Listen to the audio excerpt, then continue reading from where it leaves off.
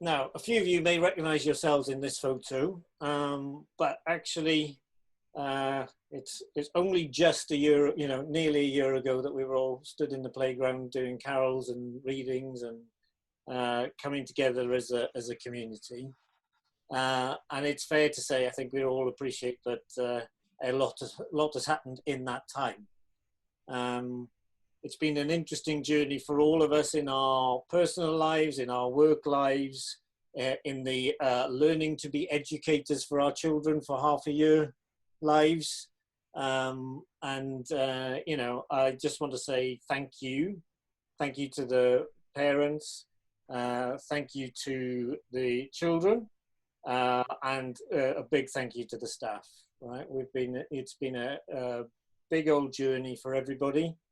We're in, I think the number of times that we heard the words unprecedented times at the beginning of this all, and all the way through, it's true.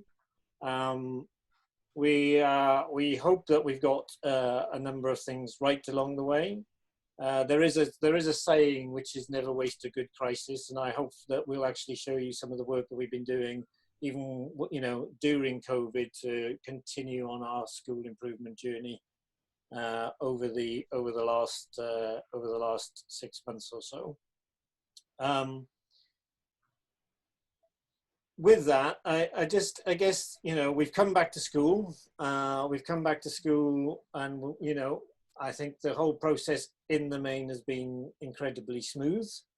A couple of learning points as we got going and we sort of understood how the world was actually going to work, and what flows of people and children and all of those sorts of things might look like. And I think Sharon will talk about that in a bit.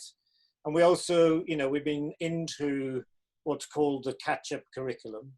Right? And we'll talk a little bit about that too, because in any normal year we'd be doing slightly different things up until now in the year, but we needed to make sure that we got to a point where the majority of children where gaps had opened up in their learning or their understanding, that we were able to plug those gaps. But that's enough for me for now. I will come back a little bit later on and talk a bit and give you the feedback in terms of what you guys have said from a parent survey perspective, and show you how that's looking in terms of the results and what we are taking from that. As I said, if you've got a question, please use the chat box and put it in as we go through. And with that, I will hand over to Sharon. Thank you, Chris. Good evening, everyone. Thank you for joining us this evening. We're just going to give you a flavour of some of the headlines of the work that we've been doing as part of our school improvement plan. But first of all, to pick up on what Chris has said about the sort of transition back into the wider opening of schools. We start off by really, first of all, echoing his thanks. Thank you to everyone who's been so supportive in not only the homeschool learning during the lockdown, but also in coming back together to try and make the school the safest place that we can for all of the children and the staff and parents in the school. So we appreciate that and everybody's effort in that. Transition has been different. So I'm going to start with that, and thinking about the transition back into school life, we have needed our keys to success. And I can't think really of a time where keys to success have ever been more significant to a school. So if we just look at what the keys to success at Stanmore are, they're respect, resilience, persistence, organisation, cooperation, confidence. Now, if we haven't seen some of those keys for success over the last few months, then I can't think of a school that could have done better. Resilience in that transition has been really important. You will know better than me that your children will have experienced lockdown in many different ways. So what we've seen back at school is a range of response to children's transition back into school as a result of that lockdown period of time. Some children have had a really positive experience. Many of our children have had a really positive experience. They've really enjoyed being at home with their families. They've really enjoyed the home learning. They've enjoyed something different. And they've been proud to share some of their experiences. Other children have found it really dull. They haven't enjoyed being at home. There hasn't been enough to do. They miss their clubs and they miss their activities. And so they weren't able to perhaps access as much of the home learning.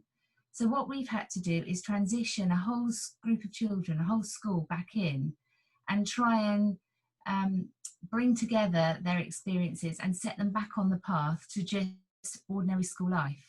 So that has taken, you know, a considerable amount of effort. But what I think we were most pleased with initially was how well they came back into school and how well they're actually doing.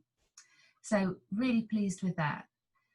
We talk about the keys for success a lot, and I'm going to mention those as we go through because they are actually part of our curriculum, part of the work that we're doing.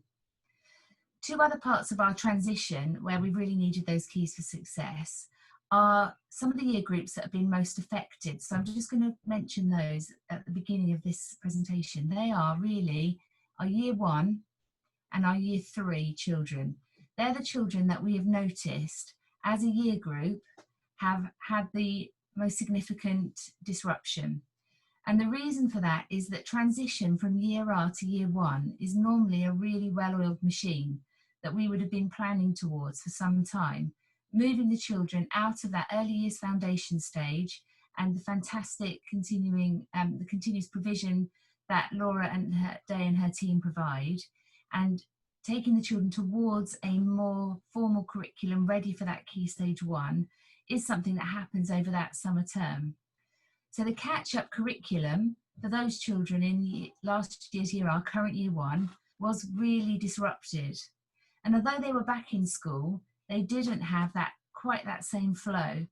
So we have noticed that it's been more challenging for those children to resettle as a year group.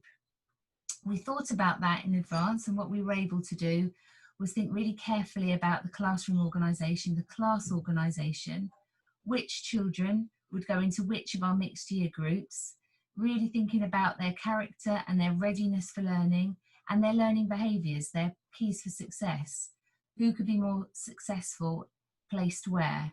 So a really carefully thought out programme, but they have found it challenging, and we are now at this point in time starting to see them settle, starting to see children more ready for that Key Stage 1 curriculum, starting to see the children that we thought were ready for the Key Stage 1 curriculum accept that that's the position that they are actually in.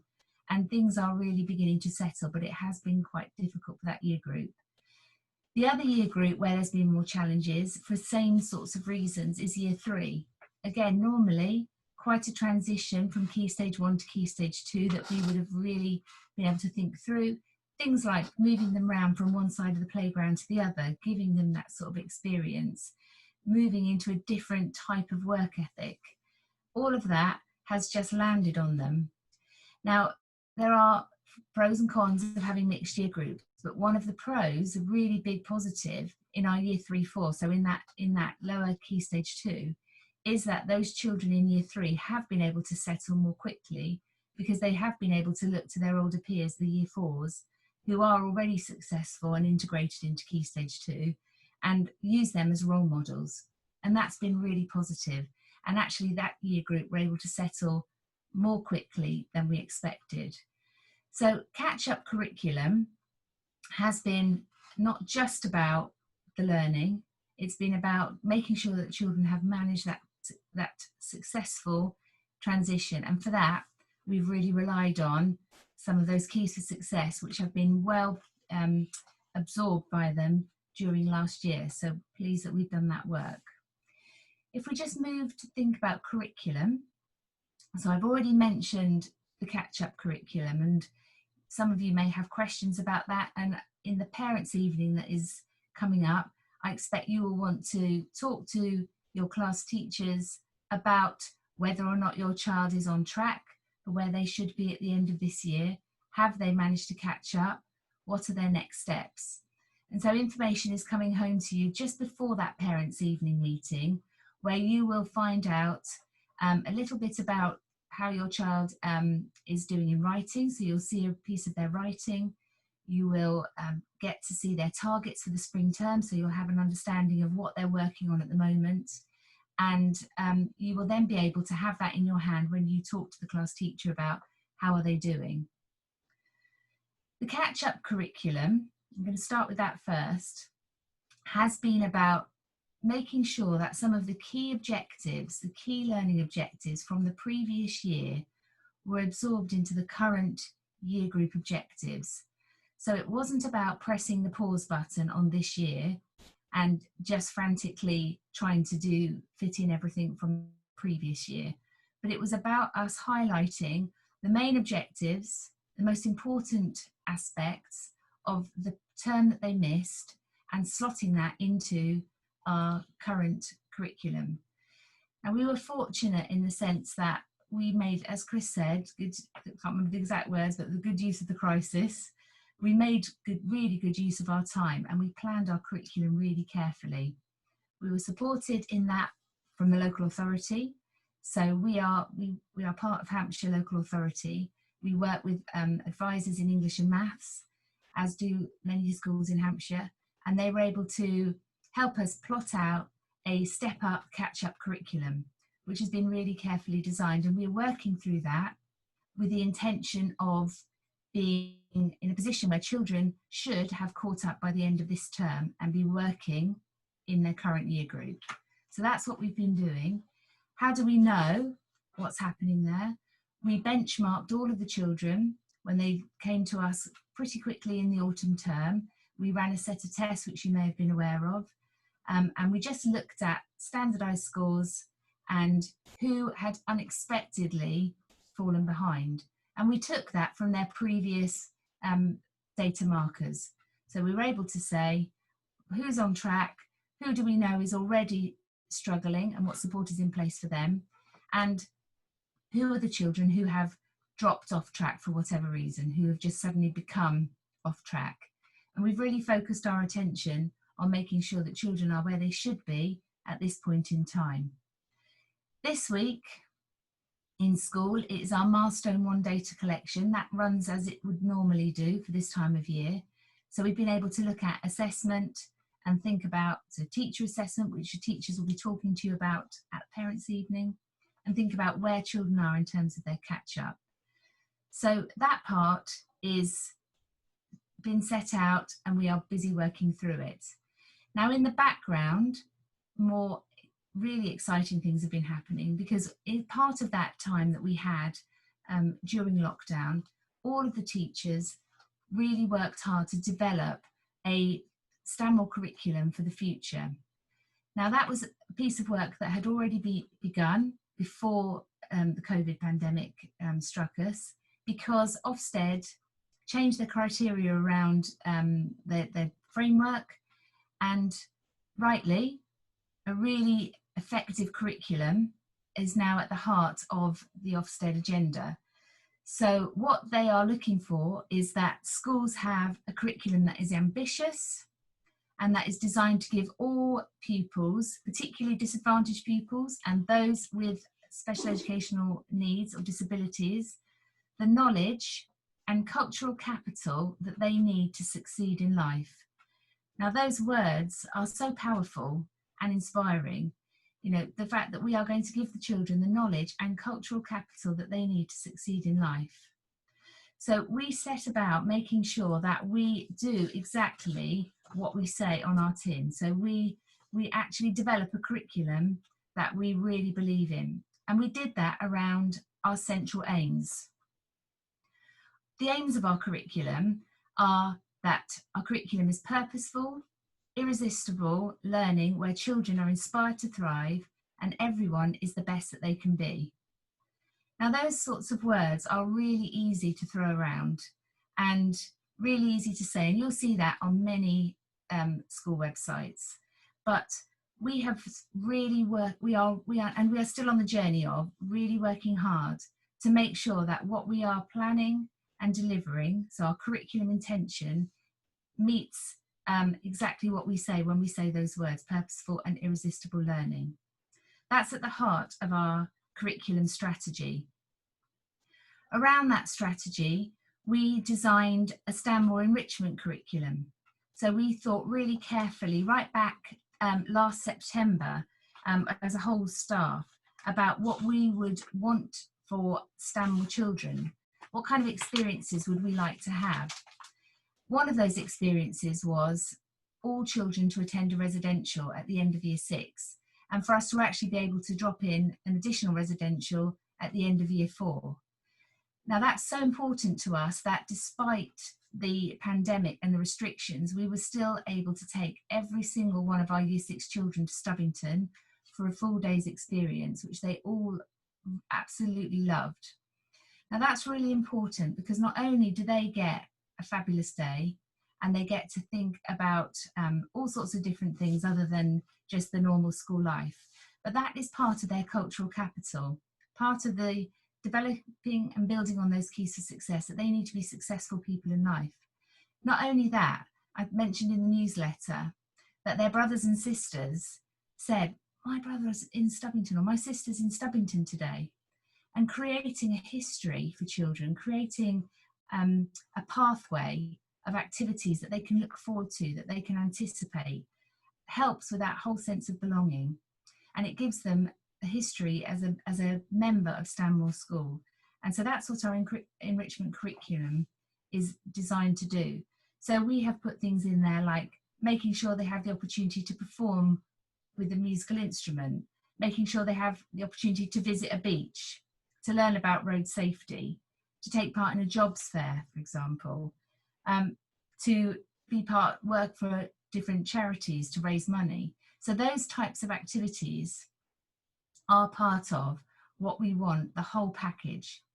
So then our curriculum becomes more than just about English and maths. It becomes an entire planned, taught and experienced curriculum. Alongside that, we want to be thinking about character education, and we've already done so much work on our keys to success, and they slot in there really well. The keys to success, the best values, our curriculum values, our inclusive school environment, which we pride ourselves on, that inclusion, that inclusive school. All of that is packaged in the entire curriculum, and our curriculum drivers are these 3 words that you can see on the screen in front of you: appreciate, participate and innovate.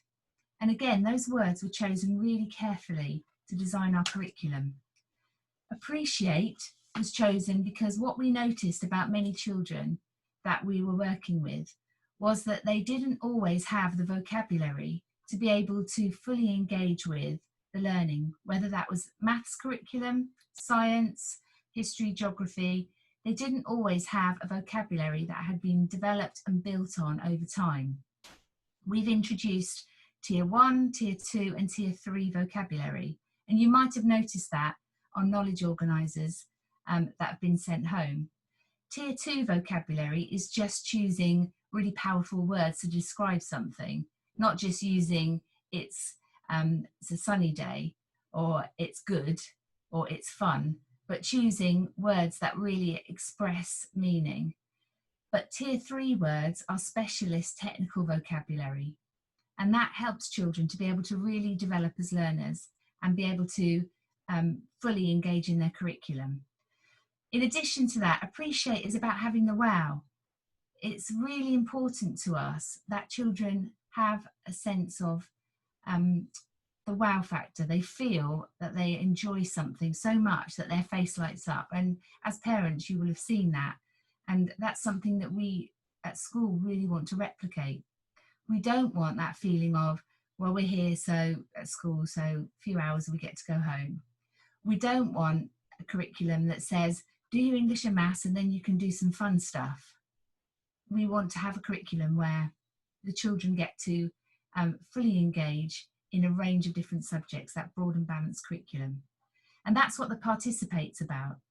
Participate means being active in their learning, but it also means about mentally engaging with the learning so that they aren't just passengers, that they are expected to be independent and do well in what they're learning. And we had some questions at the start of the meeting around challenge. What about challenge? What does that look like? And you can have individual conversations about challenge for your individual children. But our intention for challenge is through the word innovate. And that's based on taxonomy of learning. So that's based on children being able to think about something new, the next new thing. And whether that is, for example, in their English work, around writing from a different perspective, something that they would not have already been modelled or shown, or whether it's in maths about being able to prove something and can come up with their own idea and theories about how they might solve a problem. So that idea of innovate is new thinking, and that needs really solid learning behaviours to be able to do that. Because if children don't have that resilience and persistence, they are not able to sufficiently risk take to trust themselves to be innovative learners. So these things don't come easily. It's not just a question of have a few harder sums. It's about really making sure that they have got those learning behaviours to be able to think about the next new piece of work. So we've set out our Stanmore roadmap. You will have seen examples of the topic overview that's come home. We're working on really brilliant topics at the moment. So children in Key Stage 1 have been thinking about what's in the toy box. They're going to Where on Earth is Stanmore. We've got Incredible Italia. There wasn't a child, I don't think, that went through the school last week and didn't enjoy making their boxes, making their pizzas, the whole package. You know, that gives you sort of a snapshot of what we're looking at. We're looking at in Key Stage 2, they're looking at rivers. So their topic is liquid assets, and that's their study. And they're, again, really enjoying experiencing that. So if we move on, Chris, then to the next slide. Within the curriculum, where we have seen some real improvements already, where we know that we are heading in the right direction, in particular, is around our English and our early reading. So if you've got a child in Key Stage 1 or in the foundation stage in Year R at the moment, you will know about Read Write Inc. You might have attended our Read Write Inc. workshop that we had earlier this week. Read Write Inc. is a really powerful tool in our toolbox. It is making sure that our children leave Key Stage 1 able to read, able to decode, able to make phonetically plausible attempts at writing and reading, and that really sets them on their journey. So if they are able to read, they are able to be successful in life. One of the key areas we have had to work on in improving our school, and do it as quickly as we can, is address non-readers through the school, further up the school. And where you will be aware of in previous times, and even in current times, challenging behaviour, that is almost always linked to children who find it extremely difficult to read and can't be successful around reading. English is really successful because we have very powerful, rich texts that have been carefully chosen, and they start our reading and our writing journey in English. Carefully planned out, already set down, and the teachers know exactly what it is that they're working on, and we're continuing, obviously, on our improvement journey to make sure that it's right for all children and that they're enjoying the texts. If we get to the end of the unit and think that that didn't work as well, we're looking at why that is and revising and refining as we need to. But what you'll notice when you see the writing that comes home this week, you'll see an example of writing, is you will see improvements that children are making, because the books, it's such a shame that you're not able to see their books in full at the moment. But when you do, you are going to be so proud of their writing journey, because it's incredible. I was reading some children's work today in the Year 3-4 classes, and you know, our children who are working at that greater depth standard, you would not be mistaken if you picked up their book and thought they were working into that Year 5-6. So we've got some really, really talented writers in those middle years and at the top of the school, and we've got children who are now on that Read Write Inc. journey, really making some strong progress in our Key Stage 1.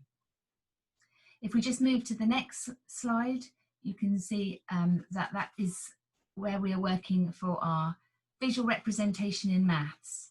So maths is one of our real focus areas for this year. So we feel really pleased with the work that we have done in early reading and in our English. Maths has been the next part of our journey. So we're already well on the way to improving our maths curriculum. And what do I mean by improving it? I mean giving it some real consistency and a progression across the school. So rather than starting to see some good maths lessons and some lovely rich tasks, which we were seeing, we're building on that further to make sure that children have a history as a mathematician, a past as a mathematician in our school. And what that does is it gives them something, a model and an image that they have to build on that is consistent as they go through the school. So the teachers have been working really hard on being very clear about what a bar model, for example, might look like in year 1. What does that look like in year 2? How is that developed into fractions and further up the school, so that children will come to their maths task and they'll think, oh, I've seen that before. I know what that looks like. I feel confident. We are not then just having to fill gaps in children's mathematical knowledge and understanding. They have a really clear picture of themselves as a mathematician. So that's the work that we are, that's where we are at the moment with maths. And that is already, again, looked at the maths books this week, you can start to really see children more confident, particularly again at that greater depth standard of representing models and images in different ways. And that helps them solve problems that are more challenging the further they go up the school, and develops them as an efficient mathematician and not just somebody, a mathematician who can work at a procedural level, albeit harder, harder sums.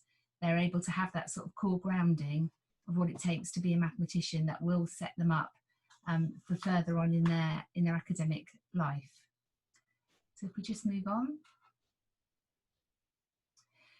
So meeting the needs of the individuals, if I just finish off with that really, because all of the work that I've just mentioned around curriculum is our whole school work. But of course, we have to think about the needs of everybody's child, your friend's child, someone else's child, and they are all really different, and they will all enjoy and be inspired by different things. They will all have different aspects that they excel at, and they will all have aspects that they find really difficult. We have made a decision to vertically group children, so we do have mixed year groups, and there are some, as I said at the start, some positives around that. In particular, we're seeing the benefits of that in our current year 6 group, because what we're noticing in our year 6 is a group of children, a cohort of children who've settled really quickly into the expectations of a class, because they have had some experience of what that looks like last year. We've seen the children who are in that 5-6 mix really well with their peers. They're working really well as a cohort. The same in the year 3-4 group. Again, as I said earlier, with the younger ones noticing and acting on some of the good influences, positive role models of the older children.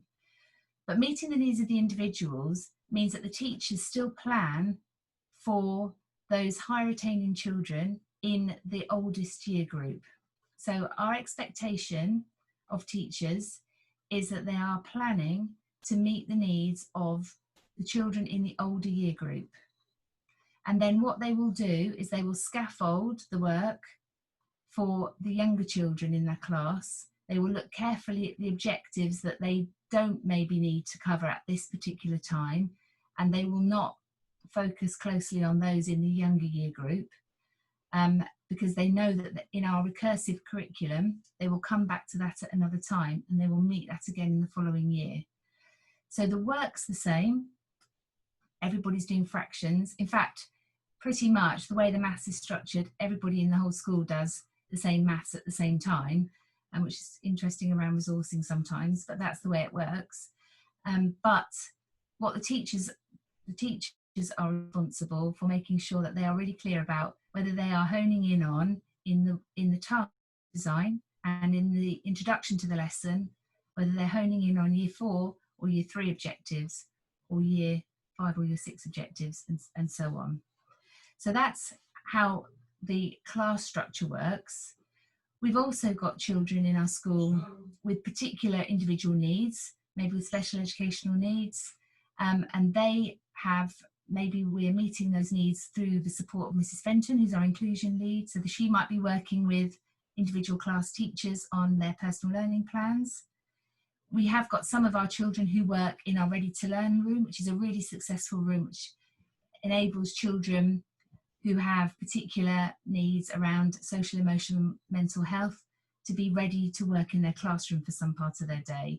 And that's now a really well-established part of our school.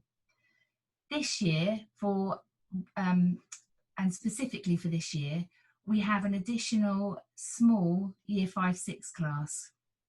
And the decision that we took around that takes us back to a conversation that we all had almost a couple of years ago now around some particular challenges in that cohort.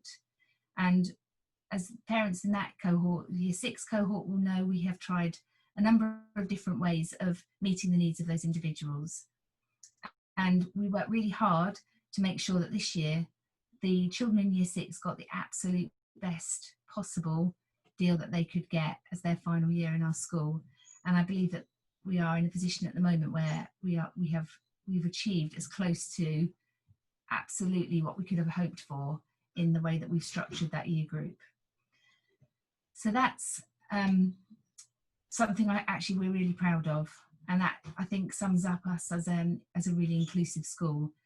I was really proud earlier this week when I spoke to a parent who's just joined our school, or will be joining our school next September, who had heard from other parents that meeting the needs of individuals was one of our strengths, and that makes me really happy. So what next for us? So at the moment, we don't know what is happening with the Ofsted framework. That is unknown. All we do know is that their ambition is to restart in January, but we expect, given what we know at the moment, that is unlikely, but I don't know that, so we don't know what will happen. So we have to just wait until the Ofsted restart their framework and see where we are in terms of their schedule. So I genuinely have no idea when our Ofsted inspection will be, which is quite frustrating. We had a COVID Ofsted, and you'll have seen the outcome of that on the website, and I posted that through the Stanmore Post. But really what that was just checking in on what schools have been doing and how they've been managing through the pandemic, and what sort of processes we had in place. And so again, we felt that was a really positive indication of where we are on our school improvement journey. All of the school leaders were able to talk to the inspectors, including from Stubbington, where Miss Kempson managed to have her interview, and we had to stop Mrs. Jones after 10 minutes from being super proud of her early reading journey and the brilliant work that she's done, because she could have gone on, I think, for the whole day with everything that has happened around Read Write Inc. But we felt confident in ourselves at that point. And that's not to say that we aren't really aware of everything that we still need to do. We know that we have to continue to address the barriers that have been caused by the disruption to learning. And that isn't just for lower attainers, that's for our higher attainers as well. So that's ensuring that children do get the challenge that they need, and that is something that we are addressing. We are looking to re-establish our secure work ethic. So that's taken us a bit of time. We've had children for all sorts of various reasons who haven't come back to school with the same work ethic that they left, and that's taken a bit of time for us to re-establish. So we need to continue to make sure we're embedding our values and our learning behaviours. We want to make sure that our curriculum strategy is embedded, so we know that our intention is really strong. We're in the implementation phase, and that needs to be secured. We want to make sure that progress is strengthened. So we don't know. We assume at the moment that SATs will go ahead, and that we haven't been told otherwise. So we're assuming that we're working towards those usual goals. And we know that raising attainment and improving progress is essential to measure the impact of our work.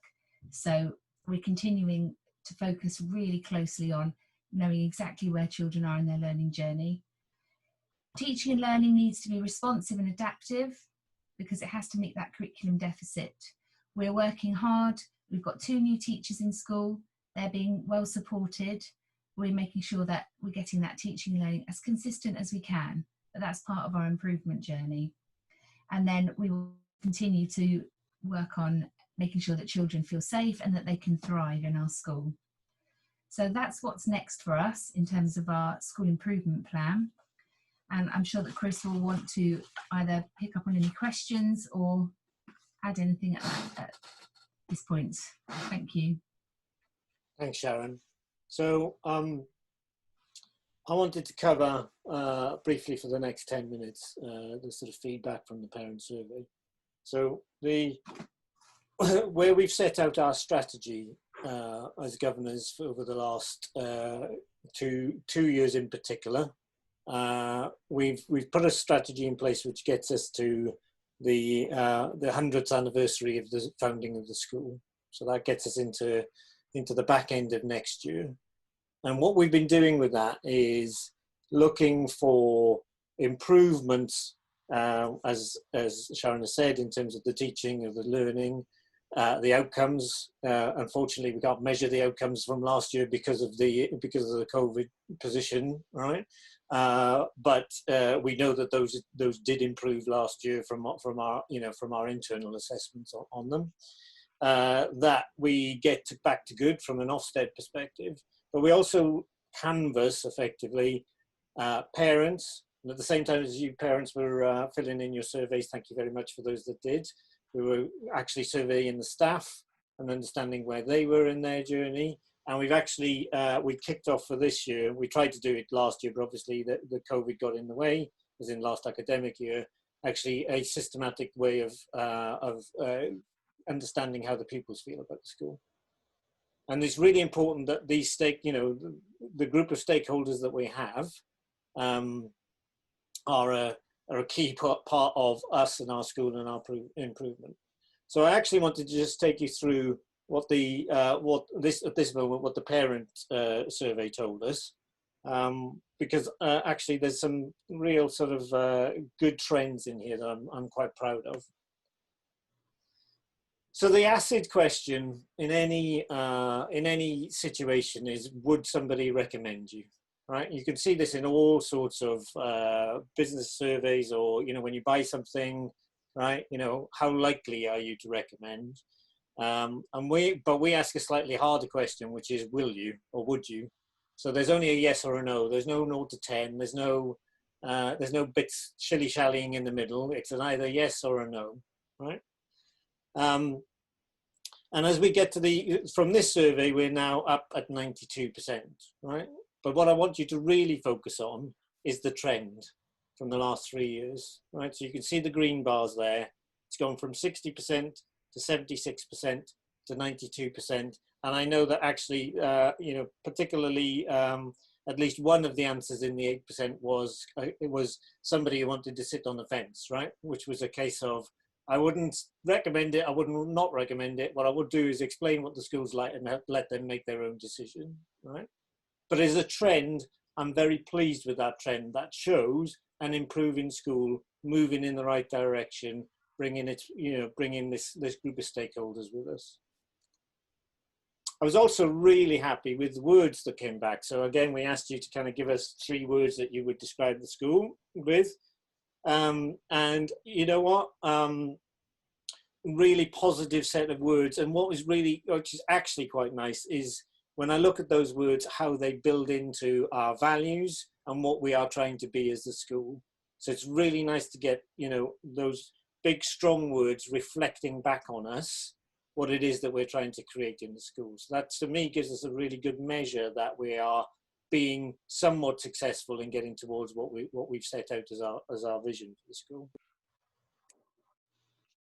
This one's a bit more complicated, but but the story is the same effectively, right? So, apart from the homework piece, which is still an improving position, but I will talk about homework because that always comes up. Okay. So this is about our children in the school, right? Do they feel safe? Are they happy? Do we think they're taught well? Is my child well looked after? And does my child make good progress in school? And what you can see across all of these is that the green bars are up. You can see that the yellows and the reds are down in those, right? So there is less dissatisfaction, there is more satisfaction, and actually, across the board, the green bars add up to 91%, roughly, depending on the rounding, right? The greys mean I don't really know. I haven't really got an opinion, right? So we've left them in there because we want to be absolutely transparent about, that, we're not trying to turn that into a yes. That's I just don't know. But, again, a significant improvement as we move forward. On the homework front, again, a significant improvement in terms of much less dissatisfaction, and actually the green bar has gone off. So we're getting that largely right. What I've seen time and time again with the homework survey is that some people want to give their children much more homework and be much more intensive and much more stretching and, want to spend more time on it. And others going, don't give me any homework. I don't need it. I don't want it, or whatever. It's very hard to please all of the people all of the time, I can tell you, on homework. But having said that, actually, overall, again, as an improvement, I'm really proud of that score, that we're in about the right place, I think, now, right?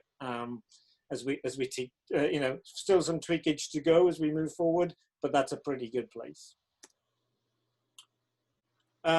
Similarly, the scores for believe that the school is well led and managed, right? You can see that trend, massive significant trend in upward direction, in no short order, and thanks to Sharon and the team that she's built around her, right? I think we can all feel the change in the school, and all feel significantly more confident in how the world works. And the other one that, again, I am proud of is how well the school responds to concerns that I raise, right? So again, that's a pretty much 90% answer saying I am pleased with that, either very pleased or pleased with that. 9% who say, well, actually, I don't know, right? Because that is on the basis of I haven't actually raised anything in the main, right? And a very small percentage who say they didn't like the way that the school dealt with something. But if, again, compare that with the negatives from previous years, and that is in a much better position. You will spot a theme here, by the way. On communication. So on this one, again, we have reduced the dissatisfaction, certainly, okay? The satisfaction isn't necessarily quite to the level that I want it to be yet, right? But there you can see that there's quite a lot of sitting on the fence grayness, which is fine. I'm not sure. Sometimes you probably get it all right, sometimes you don't, right? It is a continuous thing that Sharon and I talk about. The Stanmore post that comes out every week is a well-considered document in terms of the communication and how that works and how that flows. We try to make sure that that's as good as it can be, and we are continually working on that. The thing about the child progress about my child's progress, information about my child's progress, I think that's been more difficult. It's been more difficult due to COVID. I don't want to excuse everything to COVID, but I feel that it's been more difficult. We did send reports home at the end of last academic year. We've got the parent evenings coming up, parent evening phone calls coming up next week, right? But the information, but I guess that I feel it a little bit as well, because we're not, because of some of the restrictions, you're just not having quite as much contact that you might have. But I would say to parents, look, if you're ever concerned about how your child is doing or the progress or whatever, you can absolutely contact the school to make an appointment to speak to the teacher. So whilst the parents' evenings are happening, and they happen, as best we can make them in this situation. If you've got a concern, we've absolutely got an open door policy for coming, for making an appointment and coming and talking to us, and we can talk about things. And I think, whether that's complicated and a high needs and, Mrs. Fenton needs to be involved, or whether that's just a quick chat with the class teacher because I'm worried about something, that's okay, right? We just need to make it, just need to try and make it work as best we can within the restrictions that we're dealing with.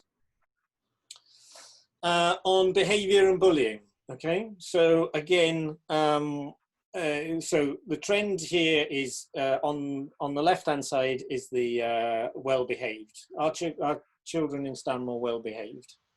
And again, you can see that the green bar has moved up.